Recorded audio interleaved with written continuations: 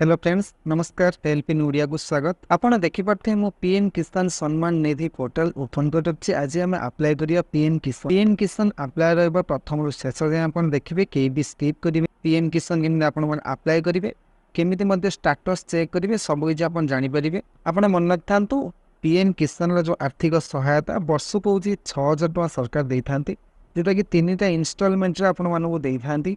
तीनटा इंस्टॉलमेंट मान प्रति इंस्टॉलमेंट आपको 2000 लेखा दि जाए। देखो पीएम किसान योजना 1 डिसेम्बर 2018 माननीय प्रधानमंत्री स्टार्ट करते, जोटा कि 6000 टंकार आर्थिक सहायता आमर चाषी भाई मानक दि जाए, जोटा कि 3 किस्ती। पीएम किसान पकड़ापी हेले आपन जने चाषी होइतिबा निहाती आवश्यक।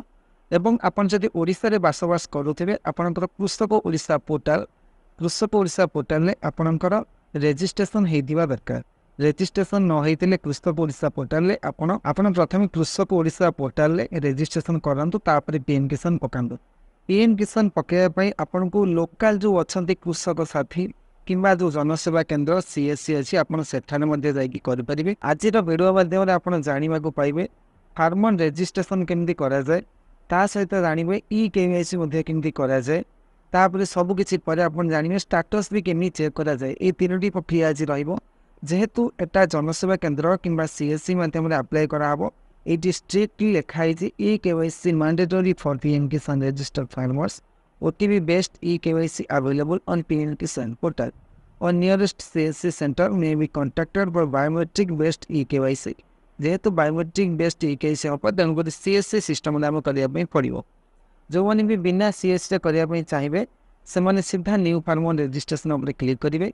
जो मैंने सीएससी उपर क्लिक करेंगे, एक्सटर्नल लॉगिन उपर क्लिक करेंगे, सीएससी लॉगिन उपर क्लिक करेंगे। तापर आपनकर सीएससी रे यूजर आईडी देबे एवं पासवर्ड देबे। दे साला पर ए जो कैप्चर लिखा है, कैप्चर आपन नीड लिखिबे। लिख साला पर साइन इन उपर क्लिक कर आपन आधार नंबर देबे। एटी आधार नंबर दे साला पर निज स्टेट हम ओडिशा बाछतबा। बाछला पर सर्च उपर क्लिक करिबा।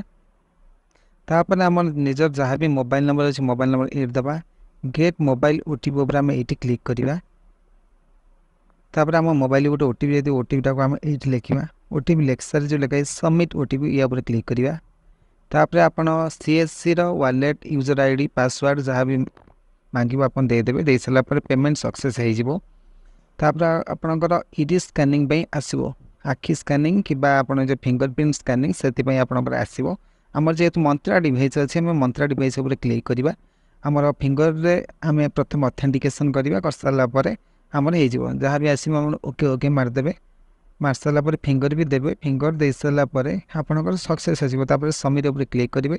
तापर एई भली आपनकर सामने रे ओपन हबो। प्रथम आपन निजर डिस्ट्रिक्ट जहाँ भी हिथिबो निजर आपन डिस्ट्रिक्ट एटू बाछि देबे। तापर आपनकर ब्लॉक जहाँ हिथिबो मारिबे। तापर मार साला पर आपनकर विलेज जहाँ भी हिथिबो निजर ब्लॉक प्रथम बाछि देबे। तापर विलेज आपनकर जहाँ भी हिथिबो निजर विलेज टाको आपन एटू बाछि देबे। तापर फार्मर टाइप को आसबे। तापर आपन जहाँ भी सब डिटेल्स आसो से सब भरीदेवे। तापर आपनकर फादर्स किंबा हजबैंड नेम जहाँ भी थो लिखिदेवे। लैंड रजिस्ट्रेशन दरकार नहीं, राशन कार्ड भी दरकार नहीं।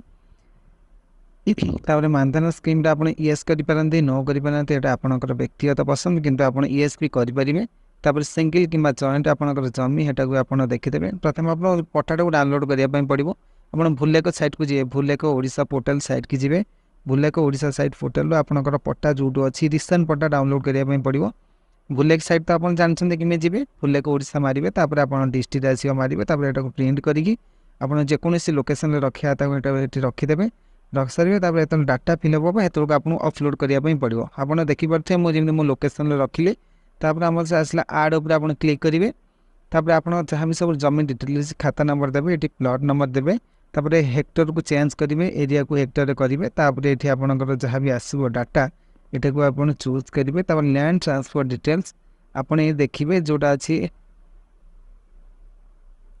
मुझा मारुची आप मारदेवे। मार सारापर सीटा आप भल कर मन कर मारे भूल भाल मारे ना आपंकर असुविधा भी हो पाए।